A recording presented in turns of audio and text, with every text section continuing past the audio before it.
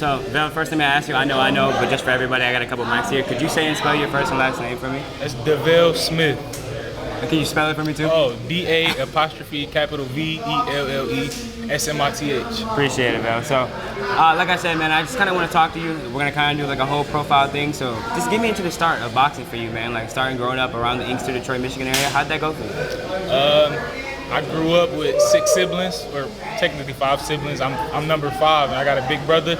And he used to like to mess with me all the time. It was a daily thing, and one day our stepdad asked us what we wanted to do. He gave us the option to box, play basketball, or play baseball. And that same night he was messing with me, so I'm like, man, I want to try boxing. I'm gonna be a boxer, just so I could beat him up. And I went to the boxing gym, and I turned out to just fall in love with the sport. And it didn't become a thing about beating up my big brother anymore. It just became a love that I had for it. And I mean, the thing that I feel like you can take away from that is obviously the competitive nature. You know, obviously that starts off with your brother relationships, doing stuff like that. But as you grow, how do you feel your competitive nature has stayed with you and grown with you? Oh, it's always been with me since I was this big, and it's just a part of my life. I gotta be the best at literally everything. I play basketball with my friends. I'm trying to be better than them. I'm not even a basketball player, but I'm still winning at 21. Right. Tennis, volleyball, swimming, I don't care what it is. I have to be the best. I gotta win. I hear you, and I actually heard you over there too. You was talking about tennis, pickleball, that. Can you just talk about being an athlete in general? Like, I mean, like, I know boxing is your thing, but you just mentioned it. You're trying to do as many athletes. How does that help you in the game of boxing, trying to be athletic in any other facet? It's a great way to stay active, a lot of cardio, and it's just a lot of fun. I love literally every sport. I mean, I don't think it's a sport that I can't do. So, loving all sports, though, obviously boxing kind of took the way.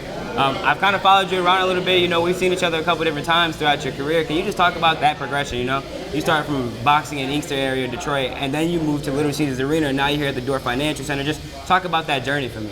It's an amazing journey. Just started from the bottom, the very bottom, and working my way up. It just shows the hard work and dedication that I've been putting into the sport. It's not easy, but the fact that I'm doing it and I'm still progressing, it means a lot to me. It's amazing. And you're doing this all while being a super busy man. Like, you know, obviously I know you. I got you on other socials. I watch everything you and your Raina and your son DJ, your new baby girl.